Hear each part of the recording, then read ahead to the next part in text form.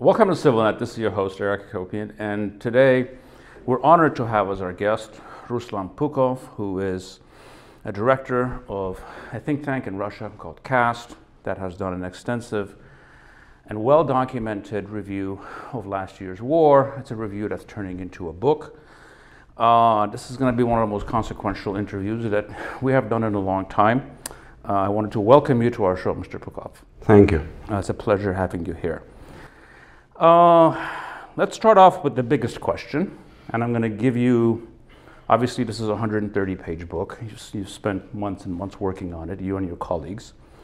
For your average person who is not a military analyst, give us your 5-minute version of what your book says. I can tell you that we, like Cassandra, predicted this war, but we was surprised to see how catastrophic was the end, and basically, especially post release of the book, talking to Armenians, both in Russia and here in Yerevan, I'm surprised that people almost take no lessons.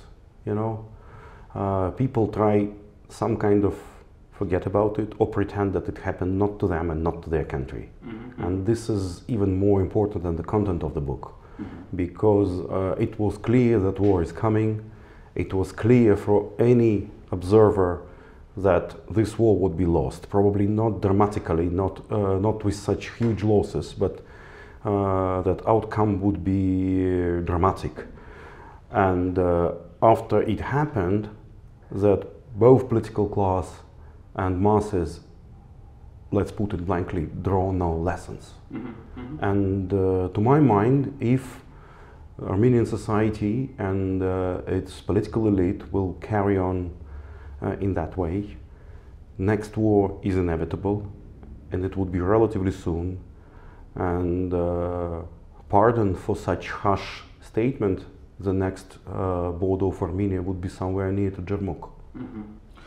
Well, you know, there's this famous Russian saying about the word of truth outweighs the world. I think you've given us 130 pages of truth. And I'm very glad that you outlined what you just said, because I think people need to look at reality in the face and not blink, because ultimately the situation is not, it's within our destiny to fix it. It isn't, there's nothing foregone about it if you're confronting the issue and confronting it the right way. These are issues that, you know, if you spend enough time on it, you can fix it, if there's enough effort and political focus. One of the things that stood out for me, and I wanted you to, it's very clear that the nature of the war changed sometime in the 7th or 8th day. There was the war before that, which was somewhat of a stalemate, actually, on some level.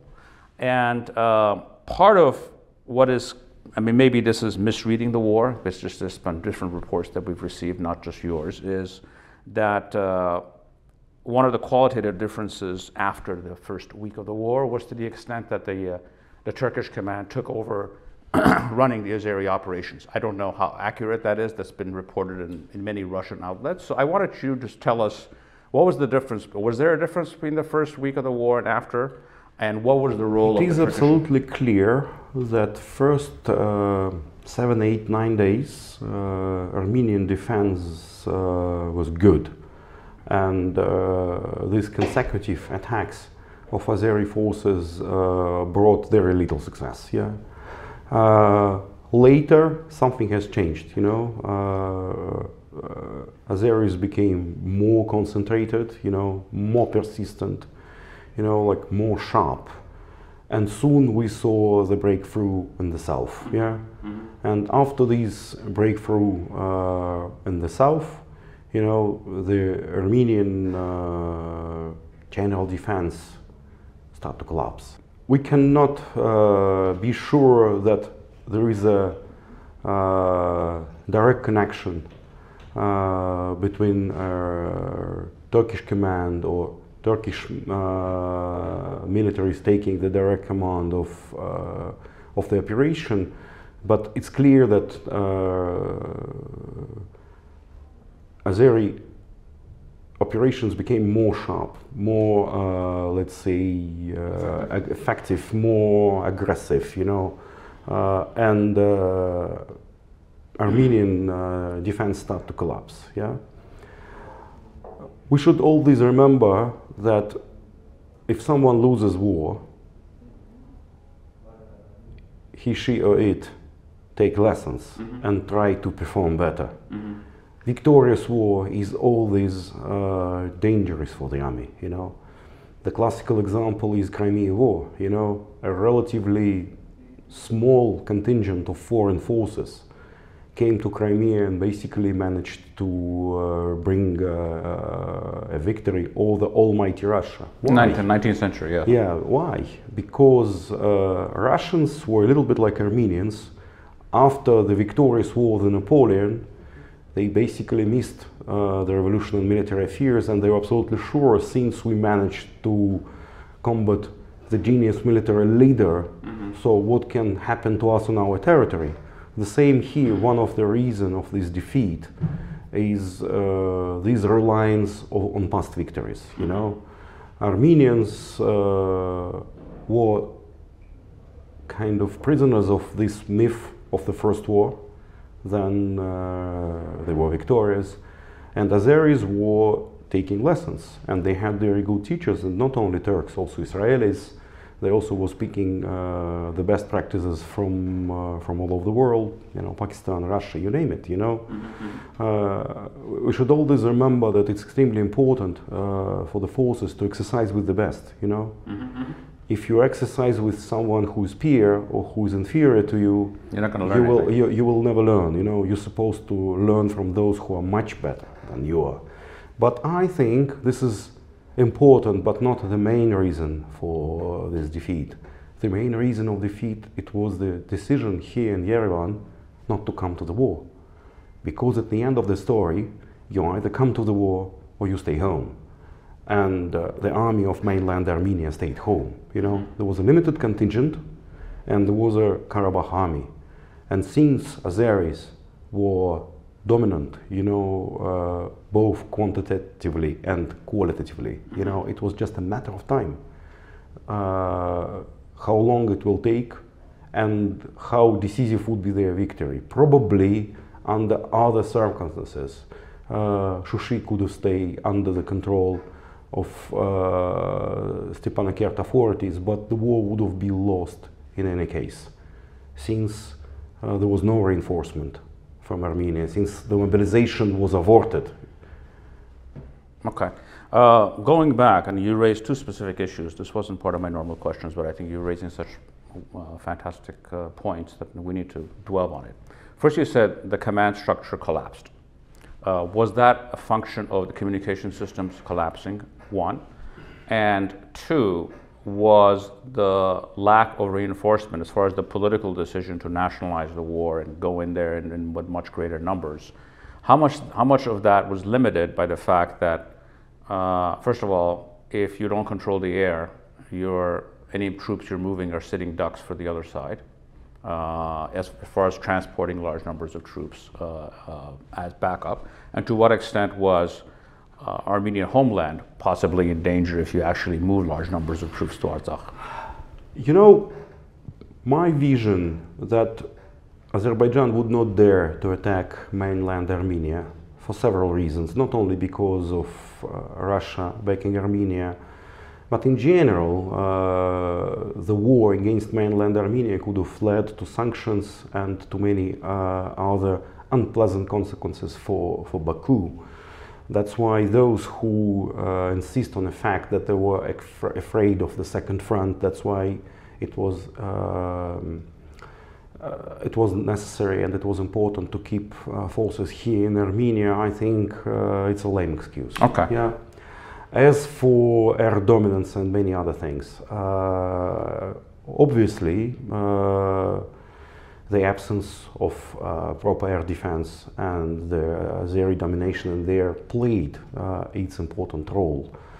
And also psychologically, I think on the 8th or 10th day, especially on the south when there is a plain, you know, for people it's more difficult to hide, and psychologically they start to scare, then enemy constantly can attack you from the air. But if fortifications would have been done properly, yeah, if we would have seen second, third, fourth line of defense, it would not be that easy for Azerbaijan to maneuver all the Karabakh, you know. We should all admit that 25 years of the control of this territory was enough to turn this landscape into the proper fortress, which was not done, you know.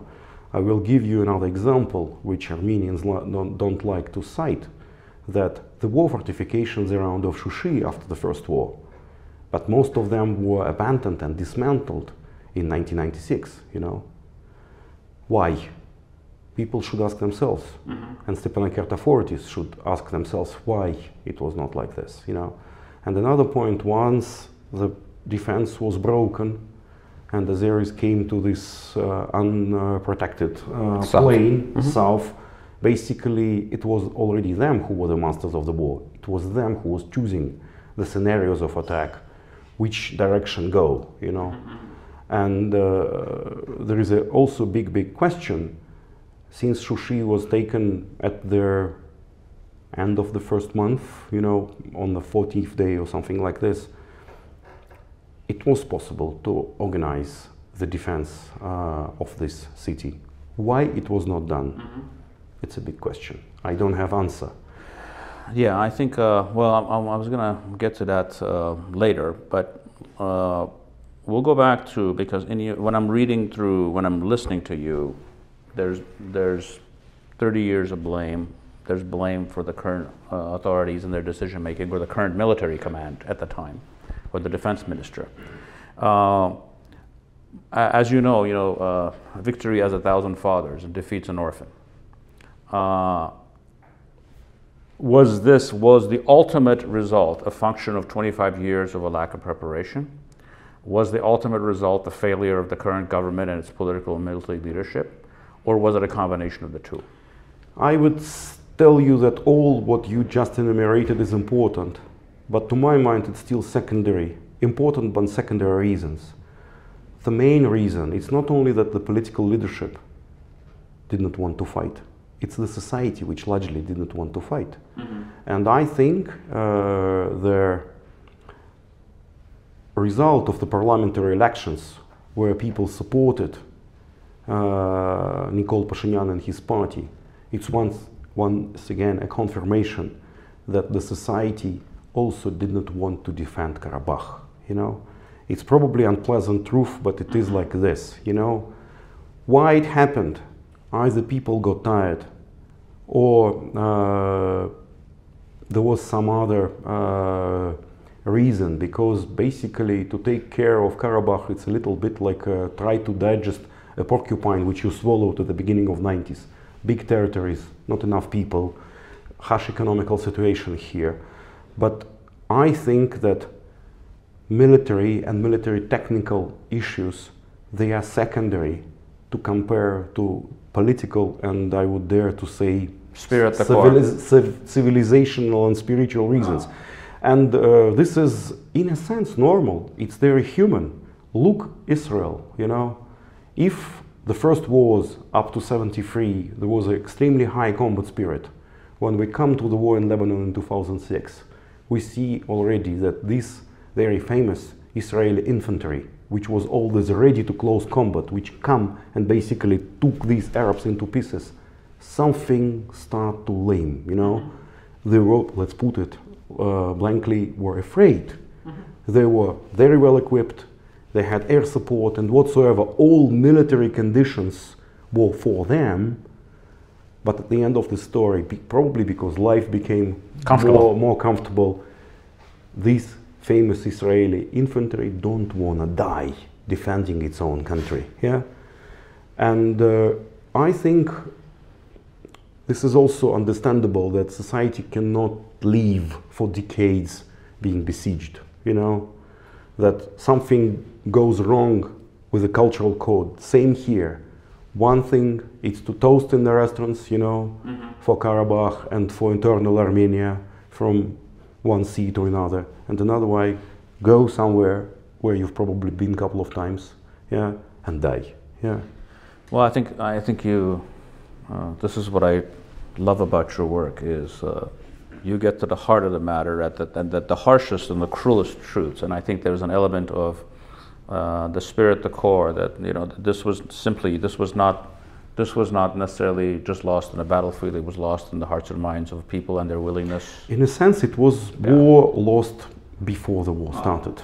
And I think you can also see it's another uncomfortable thing is the number of, and we know about these cases. I mean, you probably doubt how decisive they were, but there were dozens and dozens, if not hundreds of cases of espionage in which people were, for small amounts of money, were given away locations, and we know about these cases. Apart from espionage, there were also lots of cases of misconduct. Misconduct, absolutely. Then someone basically threw the wounded from the ambulance and ran away, you know, that someone refused to fulfill the order, that someone, including military pilots, professional one, refused to fly to the mission, you know, and it's all these shows that there is something fundamentally wrong with current Armenia as it is. I always like to repeat that the Third Republic is basically over. The last war, it's a kind of death sentence for the Third Republic. You're supposed to reshape country entirely, you know. You're supposed to create Fourth Republic, including probably with a new national anthem, new flag. You need to reshape Armenia from scratch. No. Because if you keep following like this, it's just only the matter of time what other bad things would happen to you. One of the things that I want to touch on, this is about the quality. Obviously, there was massive corruption in the army over the years. There was corruption in how people were promoted, the types of people who were promoted. For many people, this became some job rather than a mission. To what extent, what did you see about the quality of the officer corps? And I think when you talk about officer corps, you're essentially talking about two kinds of people. There's the sort of the people who go through the academies, and then the NCOs, which are the non-commissioned officers. And from what I've read over the years is how NCOs perform and how they, and how much more importantly, how independence of action, you know, what if they can take, you know, you're not getting communication, you make decisions based on what you need to do. Where was, how bad or how poor was the quality of leadership on that level? And to what extent was there lack of independence, the ability to make independent decisions and to take initiative on the part of local commanders? You know, it's very difficult to judge en masse, but it's absolutely clear that Armenian armed forces, in a sense, herits of the Soviet armed forces in spirit. And lack of initiative, always waiting for the direct order from up above, it was always a big default of Soviet military schooling. And I think like the sports of the Leopard, Armenian armed forces carry this legacy. Yeah, I think that next Armenian armed forces should think not only about examples of big armies like Soviet army, Russian army, US army, but you should mostly pay attention on small armies of the countries where there is no strategic depth and where a country prepares to have total war and total defense. To my mind, there are three countries which come, although they are very different. One is Israel, it's obvious. Another one is Singapore, and it's Eritrea. Because vis-a-vis Ethiopia, Eritrea was always a small state. I'm not talking about their political regimes, you know, because both Eritrea and Singapore It's very particular political regimes. But I'm speaking about how to construct the army. Because no matter whether Armenia would be pro-Russian, pro-American, it is clear that at that 21st century, no one allowed to eat Armenia by Turkey and became a Turkish province, yeah? But what would be your borders? It's up to you. It's not to the United States and not to Russia to decide. You're supposed to defend your own borders. And Armenia is supposed to have a resource and willingness to find loan as long as it is possible, you know? And for this, the whole military machine is supposed to be reshaped, including the procurement, including the promotion, you know? This nepotism which you had here, then someone's nephew or friend or he, she, or it was promoted. It's absolutely unacceptable, you know. And it should not be the job. For the country like you one, military service, it's like for the priest. It's a vocation. I think we're using Singapore as an example. If I'm not mistaken, their doctrine is that we can hold out for 16 days, but in those 16 days we will destroy your country, but we can't hold out for more than that. You know, Singapore changed a little bit their concept. At the beginning, they called it a poison shrimp, as you may remember, you know, that you eat, but at the end you die. Now they call it a smart dolphin swimming with sharks. In a sense, that's true, you know. If you have potent military and you are able to harm your enemies, they will think twice about attacking you. By the way, the funny story, it sounds a little bit like a piece of black humor. What played the badly with Armenia and the Armenian armed forces, this kind of joy of the previous victory and absolutely not respecting your enemies, Azeris overestimated Armenia very much, but it helped them. They were ready for long war, they were ready for casualties. That's why, despite heavy losses, despite initial not big success, you know, they kept paddling, you know, because they thought that it would be real lions, and basically lions turned into not that much lions, you know. Well, it's always the men. You always you have to respect your enemy and overestimate their capabilities. You know, there is this very famous noun of empathy. You know, you're supposed to treat your enemies and your opponents with empathy. You're supposed to understand them. If you have a total meprisation towards them, you know, if you don't respect, you don't study them, it turns badly for you. Yeah. I'll finish up with two specific things, and these are rather difficult questions for you to answer. One of them is the one thing that we do have in this country, which everybody knows about, is an effective and actually rising tech industry, which is actually quite rare for a country of its size, especially one of the CIS countries outside of the Baltics. It's not that very common. I don't know how much you've been following it, but you know, we have technical capabilities on the tech sector. How can that sector be weaponized in a sense? And to what extent is it easy to modernize your military systems if you do have high-tech capabilities? So that's my first question. And the second one, which I want you to close with, is you're given a magic wand. You know, the defense minister, you know, calls you and says, give me 4 or 5 things. 4 or 5 things that we need to do starting now to reform this military. What would it be? I would answer with the latter question. Yeah, I'm expert on the procurement, you know, and I would tell you about that side. You know, first of all, we should always remember that this is not iron which fights but people. You know, that's why, despite difficult economical situation in this country, you know, people in uniform supposed to know that their salary is good enough to feed their kids, that the compensation if it would be he or she would be wounded or killed would be sufficient for the family, you know, that would be some other benefits. I will give you an example. When NATO was bombing Yugoslavia, you know, everyone who was mobilized, but really mobilized, not fakely mobilized, even if he was not taken to the theater of war, he paid only 50% of communal fees, you know, for water and so supposed to be very important to local standards, yeah. Pay and compensations for people to join army. That it would not be those who failed to find a job being a guard in local Carrefour, you know.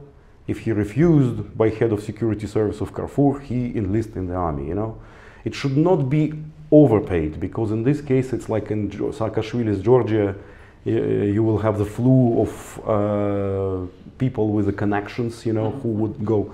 But it should be a decent balance, and this is very well calculated, you know. Another point, you should stop buying equipment which looks nice on a parade, you know. Yes, political leaders would like to see and to show to its voters that someone is flying or something is moving, looking very robust, you know.